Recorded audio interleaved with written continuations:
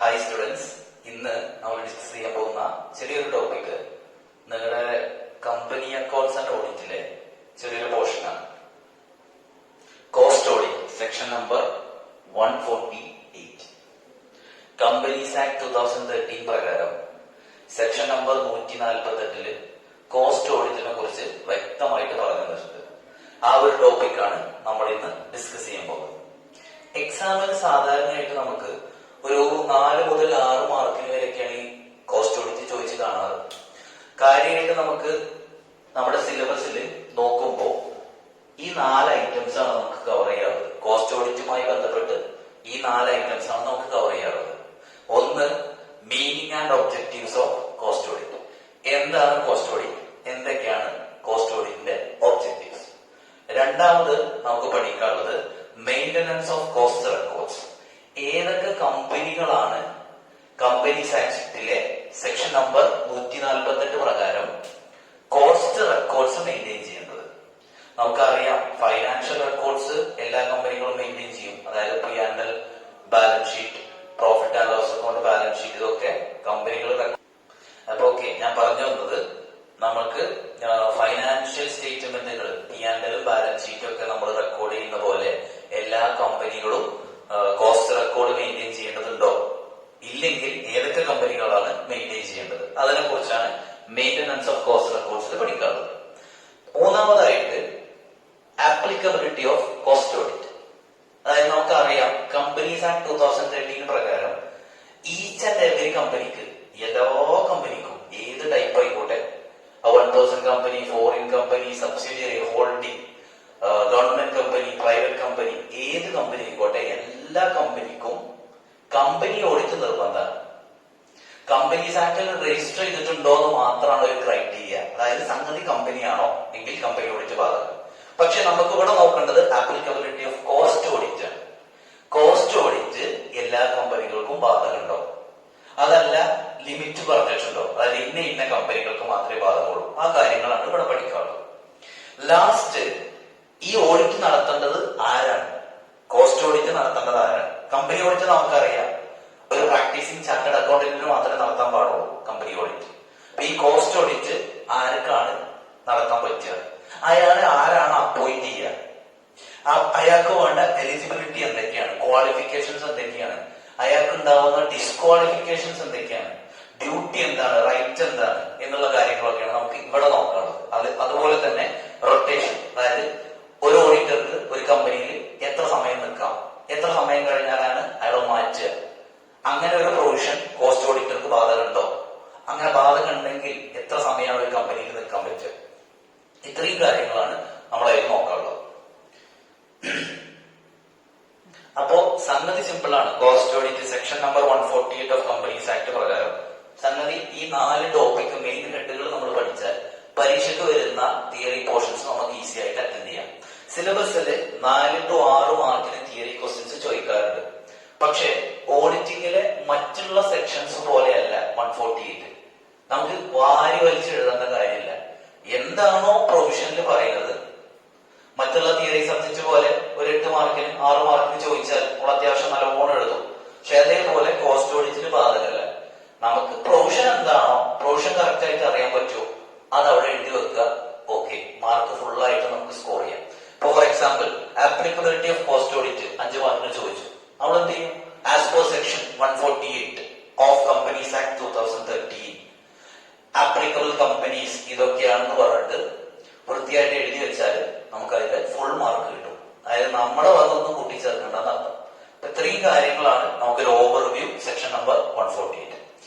ഇനി എനിക്ക് പറയാനുള്ളത്, ഇന്ത്യയിൽ ശരിക്കും കോസ്റ്റ് ഓഡിറ്റ് വരാനുണ്ടായ കാരണം 1965 ആദ്യമായിട്ട് കോസ്റ്റ് ഓഡിറ്റ് വന്നത്. ഇന്ത്യയിൽ കോസ്റ്റ് ഓഡിറ്റ് നിലവിൽ വന്നത് 1965.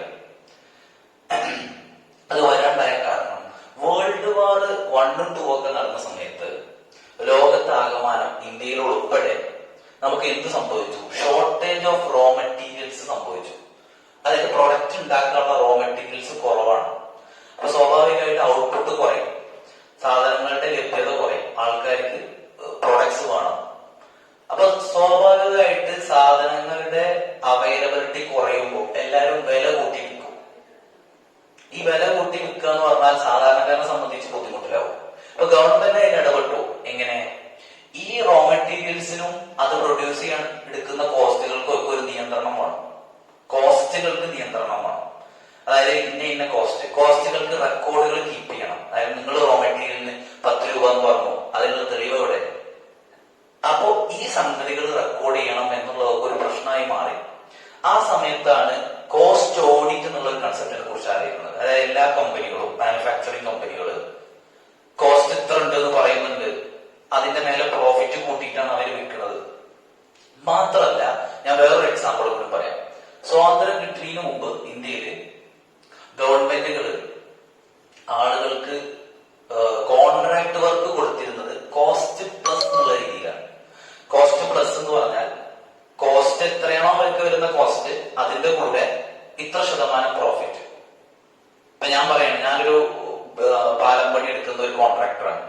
ഞാൻ ഗവൺമെന്റിനോട് പറയാണ്, ഞാൻ കോസ്റ്റ് പ്ലസിലാണ് കോൺട്രാക്ട് ഏറ്റെടുക്കുന്നത്. കോസ്റ്റ് പ്ലസ് 20% ആണ് എന്റെ കോൺട്രാക്ട്. അപ്പൊ എനിക്ക് എത്രയാണോ കോസ്റ്റ് വരുന്നത് അതിന്റെ കൂടെ 20% കൂട്ടിയിട്ടാണ് കോൺട്രാക്ട് പ്രൈസ് ഗവൺമെന്റ് തരിക. അപ്പൊ ഗവൺമെന്റിനെ സംബന്ധിച്ചിടത്തോളം കോസ്റ്റ് കുറയുന്നതോറും അവർ കൊടുക്കേണ്ട പൈസ കുറയും. അതായത് കോൺട്രാക്ടർക്ക് പാലം പണി കഴിഞ്ഞാൽ അയാൾക്ക് പൈസ കൊടുക്കണമല്ലോ. ആ പൈസ കോസ്റ്റ് കുറയുന്നതോറും കുറഞ്ഞു വരും. 20% പ്രോഫിറ്റ് കോസ്റ്റ് കുറഞ്ഞാൽ ആ കുറഞ്ഞ കോസ്റ്റിന് കൊടുത്താൽ മതി. അപ്പൊ ഇയാള് പറയുന്ന കോസ്റ്റ് സത്യമാണോ എന്ന് ഗവൺമെന്റിന് അറിയണം. അപ്പൊ അയാൾ കീപ്പ് ചെയ്യുന്ന റെക്കോർഡുകൾ മുഴുവൻ ഗവൺമെന്റ് ചെക്ക് ചെയ്യും. ഇയാൾക്ക് ഇന്ന കമ്പി ഇത്ര, സിമെന്റ് ഇത്ര, എംപ്ലോയീസിന് കൂലി ഇത്ര എന്ന് പറയുമ്പോൾ അതിന് റെക്കോർഡ് അയാൾ പ്രോപ്പറായിട്ട് കീപ്പ് ചെയ്യണം. അതുവരെ അതുമായി ബന്ധപ്പെട്ടൊരു നിയമം ഉണ്ടായിരുന്നില്ല. അപ്പോഴാണ് ഗവൺമെന്റ് ചിന്തിക്കുന്നത് നമുക്ക് ഇതുമായി ബന്ധപ്പെട്ടൊരു നിയമം വേണം. അങ്ങനെയാണ് 1965 ഇങ്ങനെ ഒരു കോസ്റ്റ് ഓഡിറ്റ് എന്നുള്ള ഒരു പ്രൊവിഷനെ കുറിച്ച് ഗവൺമെന്റ് ആലോചിക്കുന്നത്. അങ്ങനെയാണ് ശരിക്കും ഇന്ത്യയിൽ 1965 കോസ്റ്റ് ഓഡിറ്റ് നിലവിൽ വന്നത്. അപ്പൊ അതിൽ ഫസ്റ്റ് പാർട്ട് എന്ന് പറയുന്നത് meaning and objectives of cost audit. എന്താണ് കോസ്റ്റ് ഓഡിറ്റ്? ഞാനിപ്പോ പറഞ്ഞത് നിങ്ങൾക്കൊരു ചെറിയ മീനിങ് കിട്ടിയിട്ടുണ്ടാവും. എന്താണ് കോസ്റ്റ് ഓഡിറ്റ്? ഫൈനാൻഷ്യൽ റെക്കോർഡുകൾ നമ്മൾ എന്തിനാണോ ഓഡിറ്റ് ചെയ്യണത്, അതേപോലെ കോസ്റ്റ് റെക്കോർഡുകൾ ഓഡിറ്റ് ചെയ്യുന്നതാണ് കോസ്റ്റ് ഓഡിറ്റ് എന്ന് പറയുന്നത്. അതായത് കോസ്റ്റ് റെക്കോർഡ്സില് റോ മെറ്റീരിയലിന്റെ, ലേബറിന്റെ, ഇൻഡയറക്ട് എക്സ്പെൻസുകളുടെ ഒക്കെ റെക്കോർഡ്സിൽ ഫ്രോഡ് ഉണ്ടോ, എറർ ഉണ്ടോ, മിസ്റ്റേക്ക് വന്നിട്ടുണ്ടോ, ഓവർ വാല്യൂ ചെയ്തിട്ടുണ്ടോ, അണ്ടർ വാല്യൂ ചെയ്തിട്ടുണ്ടോ, അബ്നോർമൽ ലോസ് വേസ്റ്റേജുകളൊക്കെ വന്നിട്ടുണ്ടോ, ഇതൊക്കെ നോക്കാൻ വേണ്ടിയിട്ടാണ് കോസ്റ്റ് ഓഡിറ്റ് നിലവിൽ വന്നത്. കോസ്റ്റ് ഓഡിറ്റിന്റെ മീനിങ് എന്ന് പറഞ്ഞാൽ ശരിക്കും അതാണ്. എന്ത്? ഫൈനാൻഷ്യൽ സ്റ്റേറ്റ്മെന്റിന്റെ ഓഡിറ്റിംഗിന്റെ മീനിങ് പോലെ true and fair view of financial statement കാണുന്ന പോലെ true and fair view of cost statement അല്ലെങ്കിൽ കോസ്റ്റ് റെക്കോർഡ്സ് കാണുന്നതാണ് കോസ്റ്റ് ഓഡിറ്റ്. ഇനി എന്താണ് കോസ്റ്റ് ഓഡിറ്റിന്റെ ഒബ്ജക്റ്റീവ്സ് ആണ് നമുക്ക് അറിയേണ്ടത്. സാധാരണ ഒരു ഓഡിറ്റിന്റെ ഒബ്ജക്റ്റീവ് എന്താ? തെറ്റുകൾ ഉണ്ടെങ്കിൽ നമുക്ക് കണ്ടുപിടിക്കണം. അത് സ്വമേധയാ വരുത്തിയ തെറ്റാവാം, അല്ലെങ്കിൽ അറിയാതെ വന്നു പോയതാവാം, ഫ്രോഡ് ആവാം, എറർ ആവാം. അത് ഫൈനാൻഷ്യൽ ഓഡിറ്റ് ആണെങ്കിൽ ഫൈനാൻഷ്യൽ സ്റ്റേറ്റ്മെന്റിന്റെ ഫ്രോഡും എററും കണ്ടുപിടിക്കലാണ്. ഇവിടെ നമ്മൾ എന്ത് ഓഡിറ്റാണ് നടത്തുന്നത്? കോസ്റ്റ് ഓഡിറ്റ് ആണ്. അപ്പൊ കോസ്റ്റ് റെക്കോർഡ്സിലുള്ള ഫ്രോഡ് എറർ കണ്ടുപിടിക്കുക. ഞാൻ പറഞ്ഞ പോലെ അബ്നോർമൽ വേസ്റ്റേജുകൾ ചില കമ്പനികളിൽ ഒരുപാട് വരും. നോർമൽ അല്ലാതെ വരുന്നത് അത് എത്രത്തോളം കുറയുന്നോ അത്രത്തോളം കമ്പനിയുടെ പ്രോഫിറ്റ് കൂടും. അപ്പൊ ഇത് അബ്നോർമൽ വേസ്റ്റേജ് ഉണ്ടോ, അത് എത്രത്തോളം ഉണ്ട്, എത്രയാണ് അതിന്റെ എമൗണ്ട് എന്നൊക്കെ അറിയണമെങ്കിൽ നമ്മൾ കോസ്റ്റ് ഓഡിറ്റ് നടത്തിയാൽ അത് കണ്ടെത്താൻ കഴിയും. അതേപോലെ ഗവൺമെന്റ് പറയുന്ന പോലെ കോസ്റ്റ് റെക്കോർഡ്സ് മെയിൻറ്റെയിൻ ചെയ്യുന്നുണ്ടോ, ആ മെയിൻറ്റെയിൻ ചെയ്യുന്ന റെക്കോർഡ്സുകൾ പ്രോപ്പർ ആണോ എന്നൊക്കെ അറിയാൻ വേണ്ടിയിട്ടാണ് നമ്മൾ കോസ്റ്റ് ഓഡിറ്റ് നടത്തുന്നത്. അപ്പൊ ഇതാണ് ശരിക്കും കോസ്റ്റ് ഓഡിറ്റിന്റെ മീനിങ് ആൻഡ് ഒബ്ജക്റ്റീവ്സ്. ഇനി അടുത്ത 3 പോയിന്റ് നമുക്ക് സിമ്പിൾ ആയിട്ട് പഠിക്കാം. ഞാൻ ചാർട്ടുകൾ ബോർഡിൽ വരക്കാം. അത് വരച്ചതിന് ശേഷം നമുക്ക് ഓരോ പോയിന്റ്സും ഡിസ്കസ് ചെയ്യും. അതായത് ആദ്യത്തത് കോസ്റ്റ് റെക്കോർഡ്സ് ആരൊക്കെയാണ് മെയിൻറ്റെയിൻ ചെയ്യേണ്ടത്, അതിനൊരു ചാർട്ട് വരച്ചിട്ട് ഞാൻ കൃത്യമായിട്ട് പറഞ്ഞുതരാം.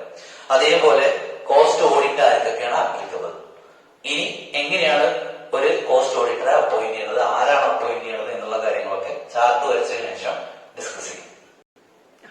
അപ്പൊ ഇപ്പൊ മീനിങ്ങിനും ഒബ്ജക്റ്റീവിനും ശേഷം നമുക്ക് ഡിസ്കസ് ചെയ്യാനുള്ളത് മെയിന്റനൻസ് ഓഫ് കോസ്റ്റ് റെക്കോർഡ്സ് ആണ്. അതായത് സെക്ഷൻ നമ്പർ 148 പ്രകാരം, ഞാൻ ഇടയ്ക്കിടയ്ക്ക് സെക്ഷൻ നമ്പർ പറയണത് അത് ഓർമ്മയിൽ നിൽക്കാനാണ്. കോസ്റ്റ് ഓഡിറ്റ് എന്ന് പറഞ്ഞാൽ section number 148 of Companies Act 2013. അപ്പൊ സെക്ഷൻ നമ്പർ 148 പ്രകാരം മെയിന്റനൻസ് ഓഫ് കോസ്റ്റ് റെക്കോർഡ്, അതായത് P&L ബാലൻസ് ഷീറ്റും ഒക്കെ പോലെ കോസ്റ്റ് റെക്കോർഡ്സ്, അതായത് കോസ്റ്റ് ഷീറ്റ്, കോസ്റ്റ് സ്റ്റേറ്റ്മെന്റുകൾ, ഇതൊക്കെ ആരാണ് റെക്കോർഡ് ചെയ്യേണ്ടത്? അതായത് എല്ലാ കമ്പനികൾക്കും ബാധകമാണോ? അപ്പൊ ഇവിടെ നമ്മൾ പറഞ്ഞത് ഡൊമസ്റ്റിക് ആൻഡ് ഫോറിൻ കമ്പനി. അപ്പൊ നമുക്ക് ഉണ്ടാവുന്നത് ഇന്ത്യയിലുള്ള എല്ലാ കമ്പനികൾക്കും ബാധകമാണ്, പ്ലസ് ഫോറിൻ കമ്പനികൾക്കും ബാധകമാണ്. അതായത് ഫോറിൻ രാജ്യത്തെ കമ്പനികൾ ഇന്ത്യയിൽ ഉണ്ടെങ്കിൽ അവർക്കും ബാധകമാണ്, ഇന്ത്യയുടെ കമ്പനികൾ ഇന്ത്യയിൽ ഉണ്ടെങ്കിൽ അവർക്കും ബാധകമാണ്. അതായത് നോർമലി പറയുകയാണെങ്കിൽ എല്ലാ കമ്പനികൾക്കും, ഇന്ത്യയിലുള്ള എല്ലാ കമ്പനികൾക്കും ബാധകമാണ്. എങ്ങനെയാണെങ്കിൽ ശരിക്ക് കോസ്റ്റ് ഓഡിറ്റ്, കോസ്റ്റ് റെക്കോർഡ്സ് എന്നൊക്കെ പറയുന്നത് ശരിക്കും രണ്ടായിട്ട് തിരിച്ചിട്ടുണ്ട്. റെഗുലേറ്റഡ് സെക്ടേഴ്സും നോൺ റെഗുലേറ്റഡ് സെക്ടേഴ്സും. ഫോർ എക്സാമ്പിൾ പറയുകയാണെങ്കിൽ ഇപ്പോ ഇന്ത്യയിൽ റെഗുലേറ്റഡ് സെക്ടേഴ്സ് ഉണ്ട്. നമ്മളൊക്കെ പറയുകയാണെങ്കിൽ ഇപ്പൊ റെയിൽവേ ഗവൺമെന്റ് മാത്രമായിട്ട് നടത്തുന്ന ഒരു സംഗതിയാണ് റെയിൽവേ. ഇലക്ട്രിസിറ്റി പണ്ട് അങ്ങനെയായിരുന്നു, ഇപ്പൊ കമ്പനി ആയിട്ട് മാറി. അപ്പൊ അങ്ങനെയുള്ള റെഗുലേറ്റ് ചെയ്ത കുറച്ച് സെക്ടേഴ്സ് ഉണ്ട്. അതിന്റെ ഒരു ലിസ്റ്റ് നിങ്ങളുടെ ടെക്സ്റ്റ് ബുക്കിൽ തന്നിട്ടുണ്ട്. പക്ഷെ പരീക്ഷയ്ക്ക് ഇങ്ങനെ റെഗുലേറ്റഡ് ഏതൊക്കെയാണ്, നോൺ റെഗുലേറ്റഡ് ഏതൊക്കെയാന്നുള്ള ക്വസ്റ്റ്യൻസ് കണ്ടു വന്നിട്ടില്ല. അപ്പൊ നമുക്ക് അത് കാണാതെ പഠിക്കേണ്ട ആവശ്യമില്ല, ജസ്റ്റ് മനസ്സിലാക്കിയാൽ മതി. താഴെ പറയുന്ന പേരിലുള്ള കമ്പനികളൊക്കെ റെഗുലേറ്റഡ് ആണ്, അതല്ലാത്തത് നോൺ റെഗുലേറ്റഡ് ഒരു ലിസ്റ്റ് കൊടുത്തിട്ടുണ്ട്. അപ്പൊ ഇങ്ങനെ ഇന്ത്യയിലെ കമ്പനികളെ രണ്ടായിട്ട് തിരിച്ചിട്ടുണ്ട്, റെഗുലേറ്റഡ് ആൻഡ് നോൺ റെഗുലേറ്റഡ്. അപ്പൊ ഇതിൽ പെട്ട ഡൊമസ്റ്റിക്കും ഫോറിനും ആയ എല്ലാ കമ്പനികൾക്കും കോസ്റ്റ് റെക്കോർഡ് മെയിൻറ്റെയിൻ ചെയ്ത് ബാധകമാണ്. എങ്ങനെയാണെങ്കിൽ ഇതാണ് ഇമ്പോർട്ടന്റ്. അതായത് engaged in production of goods and providing service, ഇതാണല്ലോ ഉണ്ടാവുക. അതല്ലാതെ overall turnover from all its product and services greater than or equal to 35 crore or more. ഈ പറഞ്ഞ റെഗുലേറ്റഡ് സെക്ടേഴ്സിലുള്ള കമ്പനികളോ നോൺ റെഗുലേറ്റഡ് സെക്ടേഴ്സിലുള്ള കമ്പനികളോ ആയിക്കോട്ടെ, അത് ഫോറിനോ ഡൊമസ്റ്റിക്കോ ആയിക്കോട്ടെ, അവരുടെ ഫംഗ്ഷൻ എന്താ? Engaged in production of goods and providing service. ഇതിൽ പെട്ട കമ്പനികളുടെ ഓവറോൾ ടേൺ ഓവർ, അവരുടെ ടേൺ ഓവർ മനസ്സിലാൻ വേണ്ടിയിട്ട് പറയുകയാണെങ്കിൽ സെയിൽസ്, പ്രോഫിറ്റ് അല്ല, ടേൺ ഓവർ ആണ്. Overall turnover from all its products and services. ഒരു കമ്പനിക്ക് ABCD 4 പ്രൊഡക്റ്റ് ഉണ്ട്. 4 പ്രൊഡക്റ്റും കൂടി കൂട്ടിയാൽ, 4 പ്രൊഡക്റ്റിന്റെ ടേൺ ഓവർ കൂടി കൂട്ടിയാൽ, 4 പ്രൊഡക്റ്റിന്റെ സെയിൽസ് കൂടി കൂട്ടിയാൽ 35 കോടിക്ക് മുകളിൽ വരുന്നുണ്ടെങ്കിൽ, എപ്പോഴാണ് 35 കോടി നോക്കുക? പ്രൊസീഡിംഗ് ഫൈനാൻഷ്യൽ ഇയറിൽ, അതായത് 2019 മാർച്ച്, 2018-19 എന്ന് പറയുമ്പോൾ ഏത് ഫൈനാൻഷ്യൽ ഇയർ? 18 ഏപ്രിൽ തൊട്ട് 19 മാർച്ച് വരെയാണ് ആ ഫൈനാൻഷ്യൽ ഇയർ. ഇപ്പൊ നമ്മള് 2019 മാർച്ച് കഴിഞ്ഞു, ഫൈനാൻഷ്യൽ ഇയർ കഴിഞ്ഞു. അപ്പൊ നമ്മൾ ആ വർഷത്തെ ഫൈനാൻഷ്യൽ സ്റ്റേറ്റ്മെന്റുകൾ പ്രിപ്പയർ ചെയ്തിട്ടുണ്ടാവും ആസ് ഓൺ 31st March 2019. ആ ഫൈനാൻഷ്യൽ സ്റ്റേറ്റ്മെന്റ് പ്രകാരം നമ്മൾ നോക്കുമ്പോ നമുക്ക് 35 കോടിക്ക് മുകളിൽ ടേൺ ഓവർ ഉണ്ടെങ്കിൽ, 35 കോടിയോ 35 കോടിക്ക് മുകളിലോ ടേൺ ഓവർ ഉണ്ടെങ്കിൽ നമ്മൾ എന്തായാലും കോസ്റ്റ് റെക്കോർഡ്സ് മെയിൻറ്റെയിൻ ചെയ്യണം, നിർബന്ധമാണ്, മാൻഡേറ്ററിയാണ്. അതല്ലാത്തവർക്ക് മെയിൻറ്റെയിൻ ചെയ്യാം, അത് അവരുടെ ഇഷ്ടം. പക്ഷേ 35 കോടിക്ക് മുകളിലുണ്ടെങ്കിൽ നമ്മൾ മെയിൻറ്റെയിൻ ചെയ്ത് നിർബന്ധമാണ്. അപ്പൊ ഇത്രയാണ് ആകെ ഇപ്പോ rule 3 of section number 148. Read with rule 3. Section number 148 നമ്മൾ റൂൾ 3 ഉപയോഗിച്ചിട്ട് വായിക്കുകയാണെങ്കിൽ ഇത്രയും കാര്യങ്ങളാണ് ആകുള്ളത്. ഒന്ന് ഞാൻ പറയാം, ഡൊമസ്റ്റിക്കും ഫോറിൻ കമ്പനിക്കും ബാധകമാണ്. അപ്പൊ നമുക്ക് സംശയം ഉണ്ടാകും ഫോറിൻ കമ്പനിക്ക് ബാധകമാണോ എന്നാണ്. അപ്പൊ അത് ഇവിടെ കൃത്യമായിട്ട് പറഞ്ഞിട്ടുണ്ട്, ഫോറിൻ കമ്പനിക്കും ബാധകം. പിന്നെ ഇന്ത്യയിൽ കമ്പനികളെ രണ്ടായിട്ട് തിരിച്ചിട്ടുണ്ട്, റെഗുലേറ്റഡ് ആൻഡ് നോൺ റെഗുലേറ്റഡ്. 2 സെക്ടേഴ്സിനും ബാധകമാണ്. അത് റെഗുലേറ്റഡിലായിക്കോട്ടെ നോൺ റെഗുലേറ്റഡിലായിക്കോട്ടെ. എങ്ങനെയാണെങ്കിൽ ആ ബാധകം ഓവറോൾ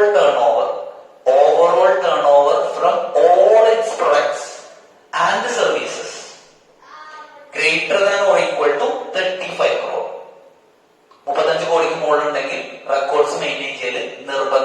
ഏത് ഫോമില്? In form number CRA1. അതായത് നമ്മൾ റെക്കോർഡ് മെയിൻറ്റെയിൻ ചെയ്താൽ മാത്രം പോരാ, അത് ഗവൺമെന്റിലേക്ക് സബ്മിറ്റ് ചെയ്യും കൂടി വേണം. അത് സബ്മിറ്റ് ചെയ്യാനുള്ള ഫോമാണ് CRA1. അപ്പൊ ഇത്രയും കാര്യങ്ങളാണ് മെയിന്റനൻസ് ഓഫ് കോസ്റ്റ് റെക്കോർഡ്സിൽ പറയാനുള്ളത്. അപ്പൊ ഓക്കെ, റൂൾ 3 കഴിഞ്ഞു, കോസ്റ്റ് റെക്കോർഡ്സിന്റെ കാര്യം കഴിഞ്ഞു. ഇനി നമുക്ക് നോക്കാനുള്ളത് റൂൾ 4 ആണ്. Applicability of cost audit. ഏതൊക്കെ കമ്പനികളാണ് ഇന്ത്യയിൽ കോസ്റ്റ് ഓഡിറ്റ് ആപ്ലിക്കബിൾ ആയിട്ടുള്ളത്? മറ്റേത് റെക്കോർഡ് മെയിൻറ്റെയിൻ ചെയ്യുന്ന കാര്യം എന്ന് പറഞ്ഞത്, അത് ഒരാൾ ഓഡിറ്റ് ചെയ്യേണ്ട കാര്യമല്ല പറഞ്ഞത്. ഇവിടെ പറയുന്നത് ആ റെക്കോർഡുകൾ ഒരാൾ ഓഡിറ്റ് ചെയ്യണം. ഏതൊക്കെ കമ്പനികൾക്കാണ് കോസ്റ്റ് ഓഡിറ്റ് നിർബന്ധമായിട്ടും ചെയ്യേണ്ടത്? നമ്മൾ പറഞ്ഞു റെഗുലേറ്ററി സെക്ടർ ഉണ്ട്, നോൺ റെഗുലേറ്ററി സെക്ടർ ഉണ്ട്. നിങ്ങളുടെ ടെക്സ്റ്റ് ബുക്കിൽ ടേബിൾ എ പ്രകാരം റെഗുലേറ്ററി സെക്ടറിൽ വരുന്ന കമ്പനികൾ ഏതൊക്കെയാണ് കൊടുത്തിട്ടുണ്ട്. ജസ്റ്റ് അത് റെഫർ ചെയ്ത് നോക്കാം. അതേപോലെ ടേബിൾ ബി പ്രകാരമാണ് നോൺ റെഗുലേറ്ററി സെക്ടറിനെ കുറിച്ച് പറയുന്നത്. അപ്പോ റെഗുലേറ്ററി സെക്ടറിലാണെങ്കിൽ നമ്മൾ കോസ്റ്റ് റെക്കോർഡ്സ് പറഞ്ഞപ്പോ റെഗുലേറ്ററി സെക്ടർ ആയാലും നോൺ റെഗുലേറ്ററി സെക്ടർ ആയാലും ഒരേ ഒരു ലിമിറ്റ് ഉണ്ടായിരുന്നുള്ളൂ. ഓക്കെ, അപ്പൊ ഞാൻ പറഞ്ഞു വന്നത് കോസ്റ്റ് റെക്കോർഡ്സ് മെയിൻറ്റെയിൻ ചെയ്യുന്ന കേസിൽ റെഗുലേറ്ററി ആയാലും നോൺ റെഗുലേറ്ററി ആയാലും ഒരേ ഒരു ലിമിറ്റ് ഉണ്ടായിരുന്നുള്ളൂ. 35 കോടിക്ക് മുകളിലായാൽ അവരെ മെയിൻറ്റെയിൻ ചെയ്യണം. ഇവിടെ അങ്ങനെയല്ല. കോസ്റ്റ് ഓഡിറ്റിന് റെഗുലേറ്ററിക്ക് ഒരു ലിമിറ്റും നോൺ റെഗുലേറ്ററിക്ക് അതേപോലെ വേറൊരു ലിമിറ്റും പറഞ്ഞിട്ടുണ്ട്. അപ്പൊ നമുക്ക് ലിമിറ്റുകൾ ഏതൊക്കെയാ നോക്കാം. റെഗുലേറ്ററി സെക്ടറിൽ വരുന്ന കമ്പനികളാണെങ്കിൽ റെഗുലേറ്ററി സെക്ടറിൽ വരുന്ന എല്ലാ കമ്പനികൾക്കും കോസ്റ്റ് ഓഡിറ്റ് ബാധകമാണ്. എങ്ങനെയാണെങ്കിൽ താഴെ പറയുന്ന കണ്ടീഷൻ അവർ സാറ്റിസ്ഫൈ ചെയ്താൽ. എന്താ condition? Turn over from all products and services 50 crore or more. നമ്മൾ നേരത്തെ 35 കോടിക്ക് മുകളിലായാൽ കോസ്റ്റ് റെക്കോർഡ്സ് നമ്മൾ കീപ്പ് ചെയ്യണം. 50 കോടിക്ക് മുകളിലായാൽ നമ്മൾ ഓഡിറ്റ് നടത്തണം. അതാണ് ഇവിടെ പറഞ്ഞത്. പോരാ, ആൻഡ് ആണ് ഇവിടെ പറഞ്ഞ സിമ്പിൾ. അതായത് ഇതിന്റെ കൂടെ ഈ കണ്ടീഷനെ കൂടി സാറ്റിസ്ഫൈ ആയാലേ ഓഡിറ്റ് നടത്തേണ്ടതുള്ളൂ. ഓളല്ല, ഇതിൽ ഏതെങ്കിലും ഒന്ന് പോരാ. രണ്ടും കൂടി ഒരുമിച്ച് എപ്പോഴാണോ വരുന്നത് അപ്പൊ നമ്മൾ കോസ്റ്റ് ഓഡിറ്റ് നടത്തും.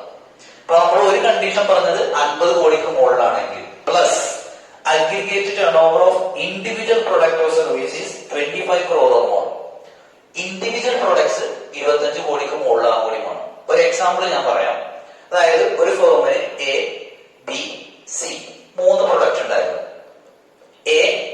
എന്റെ ടേൺ ഓവർ എന്ന് പറയുന്നത് 24 ആണ്, ബിന്റേത് 23 ആണ്, സിന്റേത് 22 crores ആണെന്ന് വിചാരിക്കുക. ടോട്ടൽ എത്ര വരും? 24, 40, 47, 69 കോടിയാണ് ടോട്ടൽ ടേൺ ഓവർ ഉണ്ടാവുക. അപ്പൊ നമ്മൾ നോക്കി ആദ്യത്തെ കണ്ടീഷൻ സാറ്റിസ്ഫൈഡ് ആണോ? 50 കോടിക്ക് മുകളിൽ പോയിട്ടുണ്ടോ? ഉണ്ടല്ലോ, ഇവിടെ 69 ആണല്ലോ. അപ്പൊ ഫസ്റ്റത്തെ കണ്ടീഷൻ സാറ്റിസ്ഫൈഡ് ആണ്. പോരാ, താഴെ പറഞ്ഞ കണ്ടീഷൻ കൂടി സാറ്റിസ്ഫൈ ചെയ്യണം. 25-ന് മുകളിലാവണം. ഇവിടെ ആയിട്ടുണ്ടോ? ഇല്ല. അപ്പൊ ഈ കമ്പനിക്ക് കോസ്റ്റ് ഓഡിറ്റ് ബാധകമാണോ? അല്ല. ഈ രണ്ട് കണ്ടീഷൻ സൈമൾട്ടേനിയസ്ലി എപ്പോഴാണോ സാറ്റിസ്ഫൈ ആവുന്നത് അപ്പൊ നമ്മൾ കോസ്റ്റ് ഓഡിറ്റ് നടത്തും. കണ്ടീഷൻ ഇതാണ്: എല്ലാ ടേൺ ഓവറുകളും കൂട്ടിയാൽ 50-ന് മുകളിൽ പോകണം.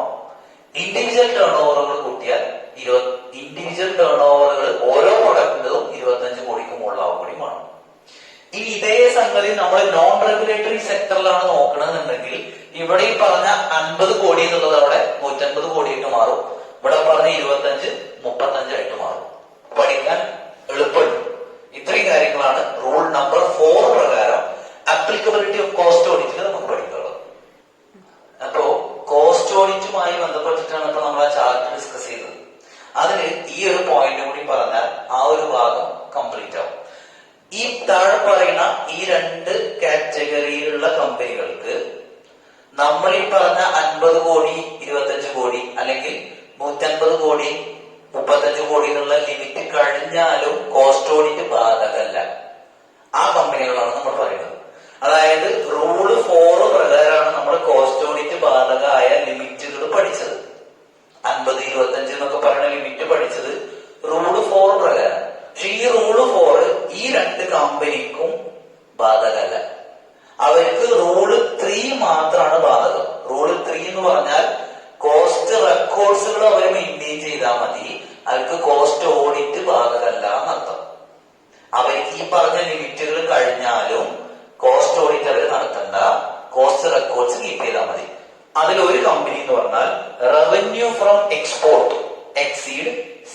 95% ഓഫ് ടോട്ടൽ റവന്യൂ. ആ കമ്പനിയുടെ ടോട്ടൽ റവന്യൂ, അവർക്ക് ഇന്ത്യയിലും ബിസിനസ് ഉണ്ട്, അവർ പുറത്തേക്ക് എക്സ്പോർട്ട് ചെയ്യണമുണ്ട്. പക്ഷെ അവർക്ക് എക്സ്പോർട്ടാണ് കൂടുതൽ എന്ന് പറഞ്ഞാൽ എക്സ്പോർട്ടാണ് അവരുടെ ടോട്ടൽ റവന്യൂയുടെ 75% കൂടുതൽ എക്സ്പോർട്ടാണ്.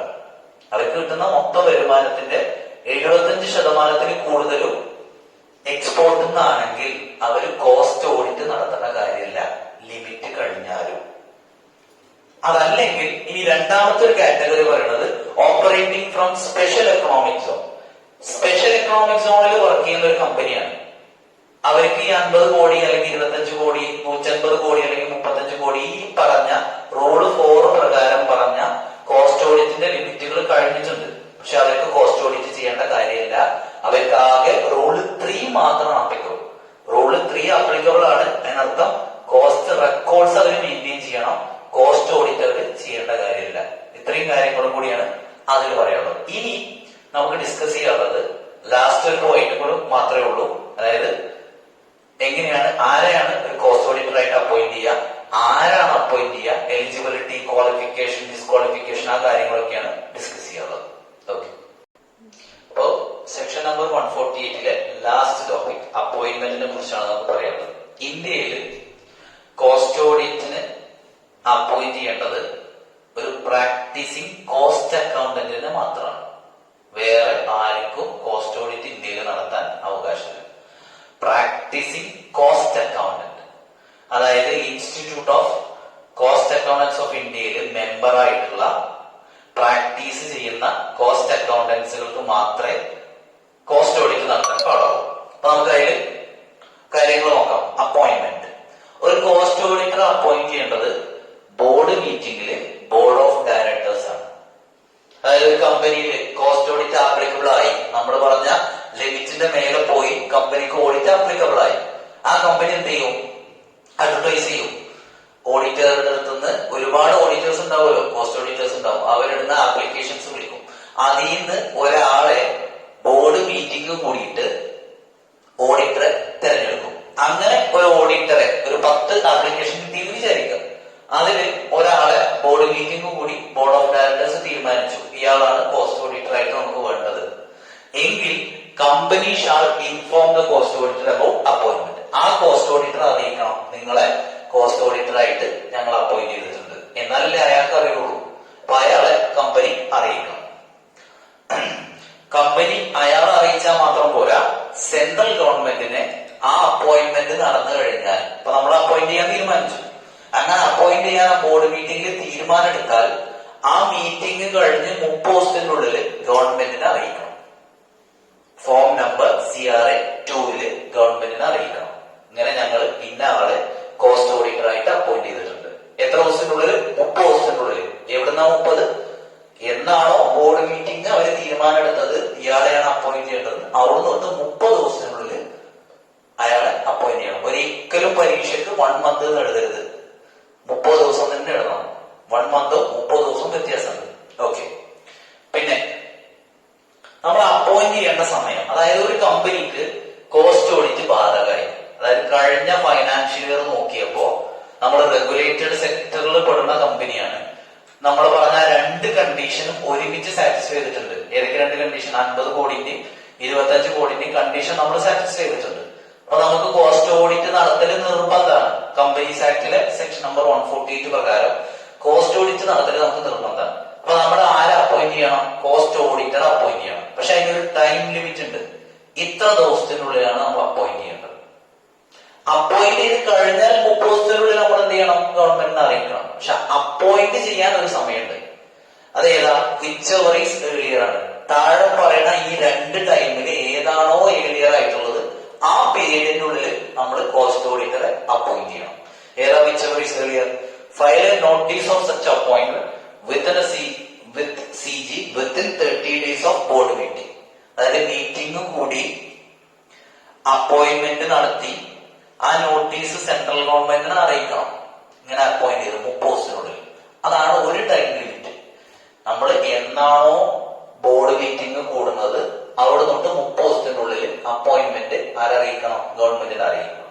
അല്ലെങ്കിൽ file A notice of such CG within 180 days from the commencement of financial year. Financial year comments ചെയ്തതിന് ശേഷം 180 ഡേയ്സിനുള്ളിൽ നമ്മൾ എന്ത് ചെയ്യണം? കോസ്റ്റ് ഓഡിറ്ററെ അപ്പോയിന്റ് ചെയ്യണം. ഞാൻ മനസ്സിലാൻ വേണ്ടിട്ട് ഇങ്ങനെ പറയാം. 2019 മാർച്ച് കഴിഞ്ഞു. 2018-19 ഫൈനാൻഷ്യൽ ഇയറിൽ നമ്മൾ ഈ പറഞ്ഞ രണ്ട് കണ്ടീഷൻ നമുക്ക് സാറ്റിസ്ഫൈഡ് ആണ്. 50 കോടിന്റെ 25 കോടിന്റെ. അതിനർത്ഥം 2019 ഏപ്രിൽ തൊട്ട് 20 മാർച്ച് വരെയുള്ള സമയത്തില് നമ്മൾ കോസ്റ്റ് ഓഡിറ്റ് നടത്തണം. കഴിഞ്ഞ വർഷത്തിന്റെ. അപ്പൊ നമ്മൾ കോസ്റ്റ് ഓഡിറ്ററെ അപ്പോയിന്റ് ചെയ്യണം. നമ്മൾ അപ്പോയിന്റ് ചെയ്യേണ്ടത് ഒന്നുകിൽ ഫൈനാൻഷ്യൽ ഇയർ എന്നാണോ തുടങ്ങുന്നത്? എന്നാ തുടങ്ങുക? 2019 ഏപ്രിലാണ് തുടങ്ങുക. 19 മാർച്ചിൽ ഫൈനാൻഷ്യൽ ഇയർ ഇൻഡ് ചെയ്തു. ആ ഫൈനാൻഷ്യൽ ഇയറിൽ നമുക്ക് കണ്ടീഷൻ സാറ്റിസ്ഫൈഡ് ആണ്. ആ ഫൈനാൻഷ്യൽ ഇയറിന്റെ കോസ്റ്റ് ഓഡിറ്റ് ആണ് നമ്മൾ നടത്തേണ്ടത്.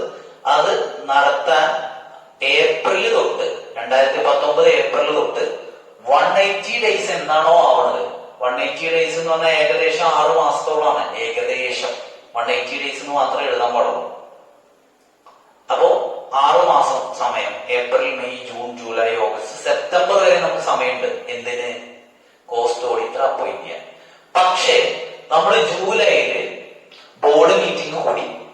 ജൂലൈയിൽ ഈ രണ്ടാമത്തെ കണ്ടീഷൻ പ്രകാരം നമുക്ക് സെപ്റ്റംബർ വരെ സമയമുണ്ട്. 6 മാസം ഏകദേശമാണ്. 6 മാസം നമുക്ക് സമയമുണ്ട്. നമുക്ക് സെപ്റ്റംബർ വരെ സമയമുണ്ട്. അതിനുള്ളിൽ ഓഡിറ്റർ അപ്പോയിന്റ് ചെയ്താൽ മതി. പക്ഷെ നമ്മൾ ജൂലൈയില് ബോർഡ് മീറ്റിംഗ് കൂടി. ജൂലൈ 1-ാം തീയതി. അപ്പൊ ഈ കണ്ടീഷൻ എന്താ? എന്നാണോ നമ്മൾ ബോർഡ് മീറ്റിംഗ് കൂടുന്നത്? ബോർഡ് മീറ്റിംഗ് എന്തിനാ കൂടിയത്? ഓഡിറ്റർ അപ്പോയിന്റ് ചെയ്യാണോ ബോർഡ് മീറ്റിംഗ് ആണ്? അല്ലാത്ത കാര്യങ്ങൾക്ക് നമുക്ക് ബോർഡ് മീറ്റിംഗ് കൂടാം. അതിവിടെ ബാധകമല്ല. ഓഡിറ്റർ അപ്പോയിന്റ് ചെയ്യാനുള്ള ബോർഡ് മീറ്റിംഗ് കൂടി നമ്മൾ അപ്പോയിന്റ് ചെയ്തു എങ്കിൽ 30 ദിവസത്തിനുള്ളിൽ അപ്പോയിന്റ്മെന്റ് ഗവൺമെന്റിന് അറിയിക്കണം. പിന്നെ സെപ്റ്റംബർ വരെ നിൽക്കാൻ പാടില്ല. Which ever is earlier. Okay, ഇത്രയും കാര്യങ്ങളാണ് ഇതിൽ പറയാനുള്ളത്. ഇനി സ്റ്റാറ്റ്യൂട്ടറി ഓഡിറ്റിലുള്ള പോലെ ക്യാഷ്വൽ വേക്കൻസി വരാം. ഓഡിറ്റ് നടത്തുന്ന സമയത്ത് ഒരാൾ അപ്പോയിന്റ് ചെയ്തു, അയാൾ മരിച്ചുപോയി, അല്ലെങ്കിൽ ആക്സിഡന്റ് ആയി, പറ്റുന്നില്ല, അല്ലെങ്കിൽ അയാൾ റിസൈൻ ചെയ്തു, അയാളെ പിരിച്ചുവിട്ടു. അങ്ങനെയൊക്കെ ആണെങ്കിൽ അവിടെ ഒരു വേക്കൻസി വരും. ഓഡിറ്റർ സമയം തികയാതെ പിരിച്ചുവിട്ടു അല്ലെങ്കിൽ പിരിഞ്ഞു പോയി എന്നുള്ള സിറ്റുവേഷൻ വരുമ്പോഴാണ് നമ്മൾ ക്യാഷ്വൽ വേക്കൻസി എന്ന് പറയാറ്. അപ്പൊ ക്യാഷ്വൽ വേക്കൻസി വരുമ്പോ ആരാണോ ഓഡിറ്റർ അപ്പോയിന്റ് ചെയ്തത്? ബോർഡ് ഓഫ് ഡയറക്ടേഴ്സ് ആണ്. അപ്പൊ ക്യാഷ്വൽ വേക്കൻസിയിലും അപ്പോയിന്റ് ചെയ്യേണ്ടത് ആരാണ്? ബോർഡ് ഓഫ് ഡയറക്ടേഴ്സ് ആണ്. എത്ര ദിവസത്തിനുള്ളത്? Within 30 days. അതായത് ഒരാള് ജൂൺ 2-ാം തീയതി അയാൾ മരണപ്പെട്ടു. നമ്മുടെ കോസ്റ്റ് ഓഡിറ്റർ ആയിരുന്നു, അയാൾ മരണപ്പെട്ടു. അവിടുന്ന് അങ്ങോട്ട് 30 ദിവസത്തിനുള്ളിൽ ബോർഡ് ഓഫ് ഡയറക്ടേഴ്സ് ആ വേക്കൻസി ഫില്ല് ചെയ്യണം. അതായത് അടുത്ത കോസ്റ്റ് ഓഡിറ്റർ അവിടെ അപ്പോയിന്റ് ചെയ്യണം എന്നർത്ഥം. ദെൻ നമ്മൾ കോസ്റ്റ് ഓഡിറ്റർ ആയിട്ട് അപ്പോയിന്റഡ് ആയി ഓഡിറ്റ് നടത്തി നമ്മൾ റിപ്പോർട്ട് ഉണ്ടാക്കണം. കോസ്റ്റ് ഓഡിറ്റ് റിപ്പോർട്ട് ഉണ്ടാക്കണം. ആരുണ്ടാക്കണം? കോസ്റ്റ് ഓഡിറ്റർ ഉണ്ടാക്കണം. ആ report cost auditor form number CRA 3 വേണം ഫയൽ ചെയ്യാൻ. അപ്പൊ നമ്മൾ CRA 1 പഠിച്ചു, അത് റെക്കോർഡ്സിനായിരുന്നു. CRA 2 പഠിച്ചു, അത് കോസ്റ്റ് ഓഡിറ്ററെ അപ്പോയിന്റ്മെന്റ് ആണ്. ദെൻ CRA 3 ഏതാ? കോസ്റ്റ് ഓഡിറ്റ് റിപ്പോർട്ട് സബ്മിറ്റ് ചെയ്യുന്ന കാര്യമാണ്.